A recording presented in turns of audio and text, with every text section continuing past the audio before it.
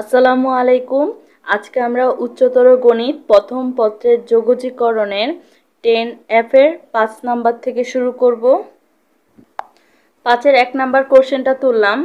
এই অঙ্কগুলা করার ক্ষেত্রে 10B এর যে 6 নাম্বারের ম্যাথগুলো আমরা করেছিলাম সেগুলো অবশ্যই ভালো করে করতে হবে। এখানে একই অঙ্ক, শুধুমাত্র লিমিটের মান আছে। আর 10F এর যে প্রথম ভিডিওগুলা সেগুলো অবশ্যই দেখে নিবা, তাহলে অনেক সোজা লাগবে। আচ্ছা, তো এটা দেওয়া আছে। এখন আমি ধরি s e⁻s² = z। তাহলে কি আসে? যদি ডিফারেন্সিয়েশন বা অন্তরীকরণ করি তাহলে এখানে e⁻s² × 2x dx আসে = dz। এগুলা কিভাবে আসে আমি আগের অনেকগুলো ভিডিওতে আলোচনা করেছি, বিশেষ করে 10B তে। আচ্ছা, এখন আমাদের কত আছে? x e⁻s² dx। তো এখানে এটা লিখি x e⁻s² dx = 2টা এক্সট্রা, তা 2টা এই পাশে পাঠায় দিই, dz/2। এখন এই পর্যন্ত এই কাজ, কিন্তু যখন এই নির্দিষ্ট যোগজ মানে এরকম মান দেওয়া থাকবে লিমিটে, তখন আমরা z ধরলে z এর মানটাও বের করে ফেলবো। তাহলে এরকম 3টা ঘর রাখলাম, এখানে x z লিখলাম। x এর মান 1 আর 0, 1 আর 0। তো x এর মান 1 হলে z এর মান কত? এখানে যদি 1 বসাই তাহলে z এর মান কত? শুধু e। x এর মান যদি 0 হয় তাহলে e⁻0 = কত? 1। তাহলে এখন লিখি 1 এর জায়গায় কি বসবে? e, আর 0 এর জায়গায় 1। এরপর দেখি এই পুরাটার মান কত পাইছি আমরা? dz/2। আচ্ছা, এখন 1/2 ধ্রুবক সংখ্যা, বাইরে নিয়ে যাই। 1/2 e, আর এখানে আছে শুধু dz। তো ইন্টিগ্রেশন অফ dz, এটার ইন্টিগ্রেশন কত? শুধু z। তাহলে হাফ লিখলাম, ইন্টিগ্রেশন শেষে থার্ড ব্র্যাকেটের ভিতরে লিখলাম। এরপরে যে লিমিটটা আপার লিমিট আর এই যে লোয়ার লিমিট দিলাম। এখন প্রথমে আমরা z যেখানে সেখানে e বসাবো, এরপরে মাইনাস দিয়ে 1 বসাবো। তাহলে হাফ দিলাম, z এর জায়গায় e বসালে e, আর পরের বার 1 বসালাম। তাহলে এটাই কি আমাদের অ্যান্সার। আশা করি বুঝছো, অঙ্কগুলো কিন্তু অনেক সোজা। 5-এর 2 নাম্বার কোশ্চেনটা তুললাম। এখন 5-এর সবগুলো অঙ্কই প্রায় একই ধরনের। যে ধরি e⁻x³ = z। কি ধরতে হবে এটা হচ্ছে ব্যাপার। আমি এমন একটা অংশ ধরবো যেটা ধরলে বাকি অংশগুলো চলে আসবে, ঠিক আছে? এটা যদি ধরি তাহলে e⁻x এর ডিফারেন্সিয়েশন কত? e⁻x। এখন x³ এর কত? 3s², তারপর dx = dz। এখন আমাদের প্রশ্নে s² আছে, e⁻x³ আছে, আর dx আছে। 3 নাই, 3টাকে এই পাশে পাঠাই দিই, তাহলে এটা হয়। আচ্ছা, এখন আমরা যখন z ধরবো নির্দিষ্ট যোগজের ক্ষেত্রে z এর মানটাও বের করে ফেলতে হবে। তাহলে x লিখলাম, z লিখলাম। x এর মান কত দেওয়া আছে? 2, আর একটা হচ্ছে 1। তো x এর মান যখন 2 হবে, 2³ মানে 8, e⁻8। আর এখানে কত? 1 মানে e⁻1 e। আচ্ছা, তাহলে এখানে আমাদের 2 থাকলে কত বসাবো? এখন e⁻8 আর 1 এর জায়গায় e। আর এই পুরাটার মান কত পাইছি? dz/3। তাহলে ধ্রুবক সংখ্যা 1/3 বাইরে নিয়ে গেলাম, কত আছে? e⁻8, এখানে e, এখানে শুধু dz আছে। এটার ইন্টিগ্রেশন কত? শুধু z। তাহলে 1/3 লিখলাম, ইন্টিগ্রেশন কত? z। এরপরে আপার লিমিট লিখলাম, লোয়ার লিমিট লিখলাম। তাহলে কি হবে? 1/3 লিখলাম, একবার z এর জায়গায় আপার লিমিট বসাবো, আরেকবার কি লোয়ার লিমিট বসাবো। তাহলে e⁻8 - e। তাহলে যদি আমি 1/3 আছে, e যদি কমন নেই তাহলে কত থাকে? e⁻7 - 1। এটা অ্যান্সার। 5-এর 3 নাম্বার কোশ্চেনটা তুললাম। তো ধরি ln x = z। ln x যদি ধরি তাহলে আমাদের বাকি অংশটা চলে আসে, যে ln x এর অন্তরীকরণ কত? 1/x। তো dx/x = এখানে কত? dz। আচ্ছা, আর যখন z ধরবো তখন কি করব? আমরা মান, z এর মান বের করে ফেলবো। x z, x এর মান কত? b, আরেকটা হচ্ছে a। x এর মান b হলে z এর মান কত? ln বি, এক্স এর মান এ হলে জেড এর মান কত লন এ। আচ্ছা, এখন আমাদের তাহলে নতুন লিমিটটা কি পেলাম আমরা, এখানে লন বি, এখানে লন এ, লন এক্স মানে z into dx by x মানে ডিজেড। তো এটার ইন্টিগ্রেশন কত, জেড স্কোয়ার বাই 2। আচ্ছা, আর যে আপার লিমিট আছে লোয়ার লিমিট আছে সেটা লিখে দিলাম। এরপরে আমাদের হাফ, এখানে 1/2 হাফ, এটা ধ্রুবক সংখ্যা বাইরে নিয়ে যাই, তাহলে কত আছে শুধু জেড স্কোয়ার, জেড এর জায়গায় প্রথমে এটা বসাই যে লন বি হোল স্কোয়ার, তারপর সূত্রের মাইনাস, এরপরে লন এ, জেড এর জায়গায় বসাই লন এ হোল স্কোয়ার দিলাম, এ স্কোয়ার মাইনাস বি স্কোয়ারের সূত্রে পড়ে। তাহলে কি লেখা যায় এখন, এ প্লাস বি, আরেকটা হচ্ছে এ মাইনাস বি, ঠিক আছে, এ plus B A minus B whole স্কোয়ারের সূত্র পড়লো, লিখলাম এ স্কোয়ার মাইনাস বি স্কোয়ারের সূত্র কি এ plus B A minus B লিখলাম। আশা করি এতটুকু বুঝছি। এখন হাফ লিখলাম, দেখো লন এ প্লাস বি সূত্রটা কি ln A B into loan A minus B সূত্রটা কি লন এ বাই বি, মানে এটাকে আমি সূত্র অনুসারে এ বি, মানে এখানে তো আছে বি, তো ln B minus ln A সূত্রটা কি ln B by A, ln B plus ln A সূত্র কি লন এ বি বা বি এ, ঠিক আছে। তাহলে এটাই কি আমাদের অ্যান্সার। আশা করি বুঝছো, অঙ্কগুলো কিন্তু অনেক বেশি সোজা। পরের কোশ্চেনটা তুললাম, এখানে আমরা ধরতে পারি, ধরি লন এক্স ইকুয়াল জেড, তাহলে কি হবে, অন্তরীকরণ করলে 1/x dx ইকুয়াল dz। আচ্ছা, আর যখন z ধরবো তখন আমরা z এর মানও বের করে ফেলবো, লিমিটের মান। তাহলে এখানে x আর এখানে z দিলাম, x এর মান কত 3 আর 1। এখন x এর মান 3 হলে z এর মান কত লন 3, x এর মান 1 হলে z এর মান কত লন 1 মানে কত জানি আমরা 0, লন 1 মানে 0 আসে। আচ্ছা, তাহলে এখানে লন 3 আর এখানে হচ্ছে 0, তো কত আছে আমাদের cos লন x, তার মানে cos z দিলাম। আচ্ছা, ইন্টু dx বাই x মানে কত dz। তাহলে cos x এর ইন্টিগ্রেশন কত sin x মানে sin z, আর আমাদের যে লিমিট আছে সেটা দিলাম। এখন আমরা লিমিটের মান বসাই দেই, যে প্রথমে জেটের জায়গায় লন 3 বসাই সাইন লন 3 মাইনাস সাইন 0, তাহলে অ্যান্সারটা কত আসে আমাদের সাইন লন 3, এটাই হচ্ছে আমাদের অ্যান্সার। কারণ কি সাইন 0 মান কত 0, তো এটাই অ্যান্সার থাকে। 5 নম্বর কোশ্চেনটা তুললাম, ধরি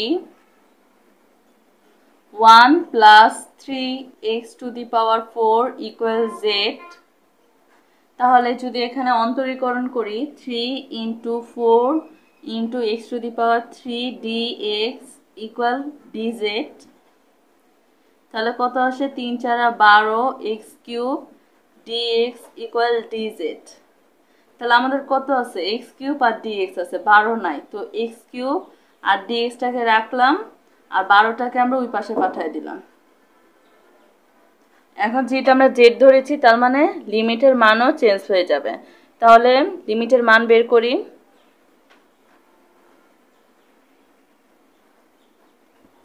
এখানে x দিলাম z দিলাম, x এর মান 1 আর একটা হচ্ছে 0, x এর মান 1 হলে তাহলে কত হবে 3 আর 1 যোগ করলে কত 4, x এর মান 0 হলে তাহলে মান কত 1 থাকে, তাহলে নতুন লিমিটটা বসাই 1 এর জায়গায় 4 আর 0 এর জায়গায় 1।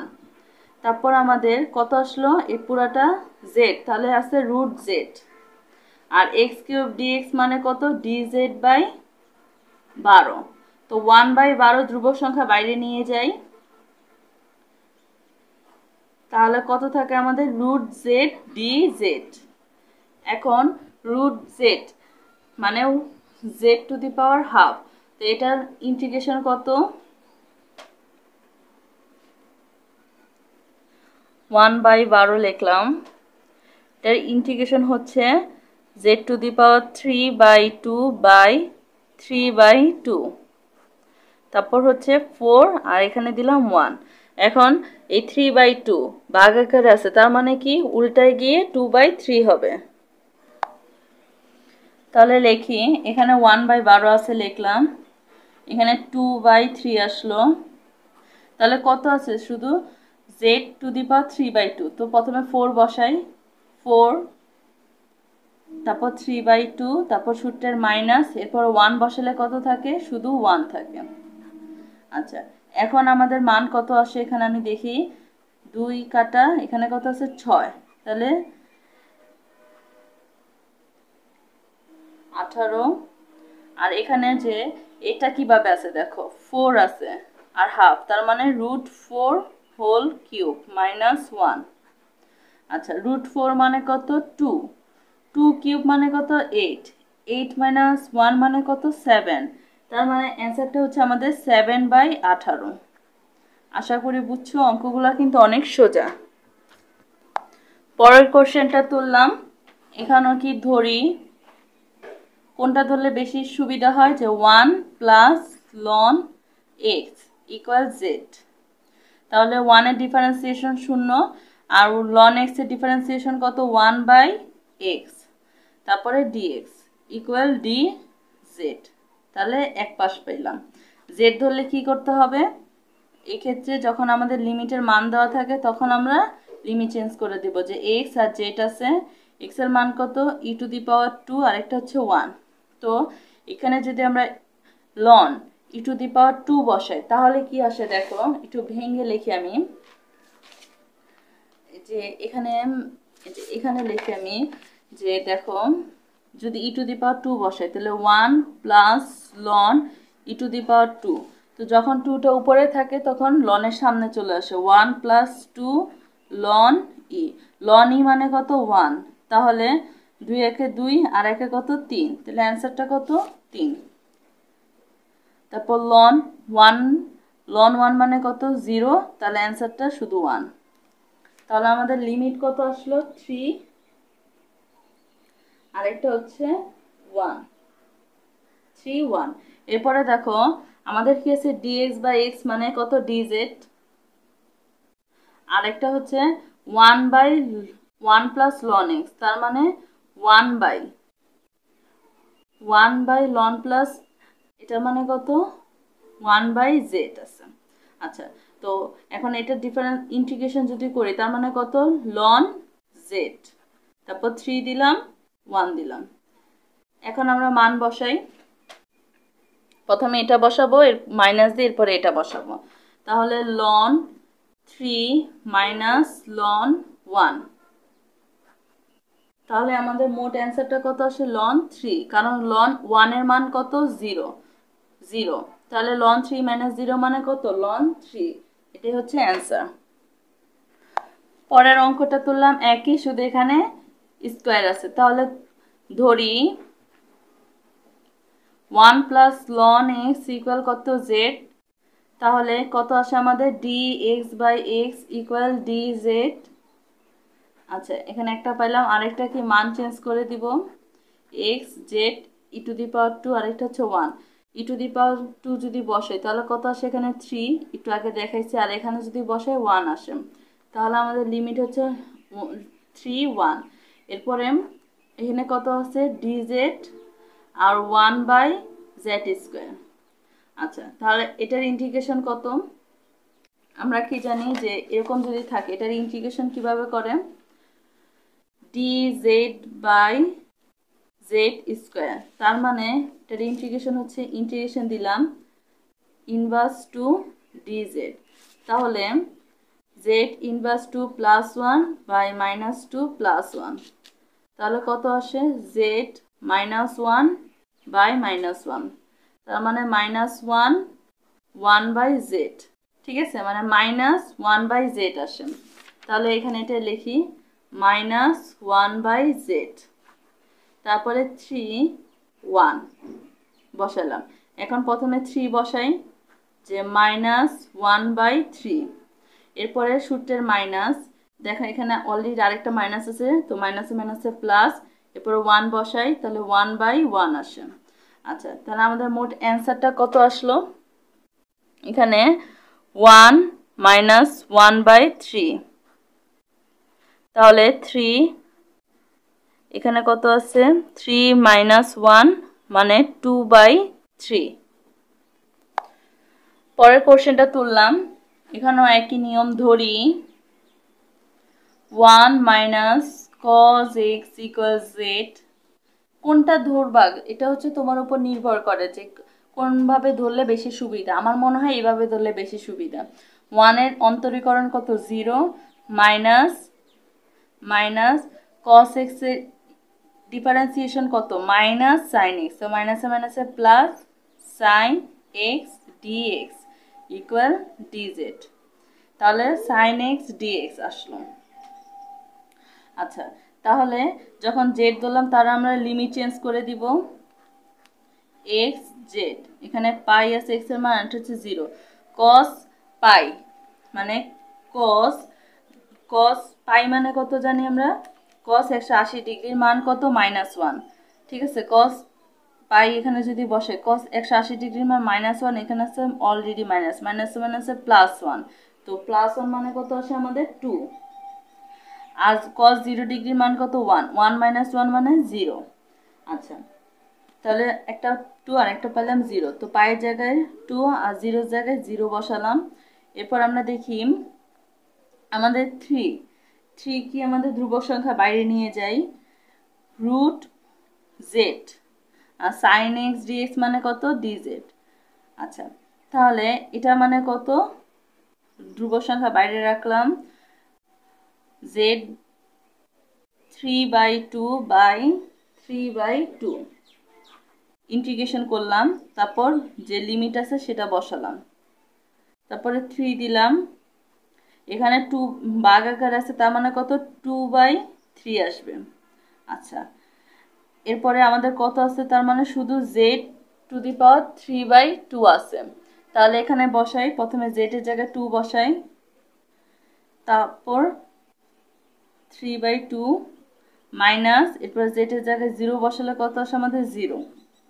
আচ্ছা, তাহলে এই 3 কাটা, কত থাকে শুধু 2 ইন্টু, এখানে দেখো এটা মানে কত √2 ঠিক আছে।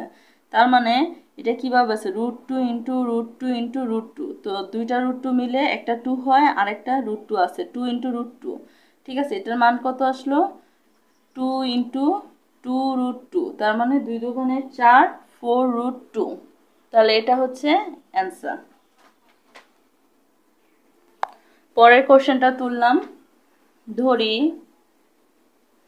কি হবে 1 + sin θ = z, তাহলে 1 এর ডিফারেন্সিয়েশন 0, sin θ কত cos θ, তারপর কাজ শেষে dθ = dz, আর z ধরলে কি করব লিমিট বসাবো, মান চেঞ্জ হবে আর কি। তাহলে x z দিলাম, x এর মান একটা হচ্ছে π/2 আর একটা কত 0, তো sin π/2, sin 90 ডিগ্রির মান 1, তো 1 + 1 মানে 2, sin 0 ডিগ্রির মান 0, এখানে শুধু কত থাকবে 1 থাকবে।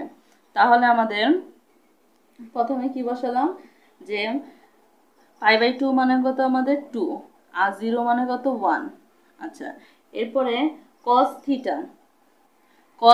dθ মানে dz, আর আছে কত 1/z³, তো dz/z³, এ পর্যন্ত বুঝলাম। তো dz/z³ মানে এটা যদি আমি ইন্টিগ্রেশন করি তাহলে কি আসবে, যে ইন্টিগ্রেশন অফ dz/z³, এটা মানে কিভাবে আছে ইন্টিগ্রেশন অফ z⁻³ dz, তাহলে সূত্র অনুসারে কি হবে z⁻³ + 1/-3 + 1, তাহলে z-2 আর কত আছে -2, তার মানে এটা কিভাবে লেখা যায় -½ 1/2 -½ into 1/3 Z square. Z inverse 2 মানে কত 1/z স্কোয়ার।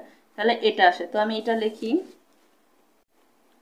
ইন্টিগ্রেশন করার পরে -12 ইন্টু 1/z স্কোয়ার, লিমিট আছে 2 আর একটা হচ্ছে 1।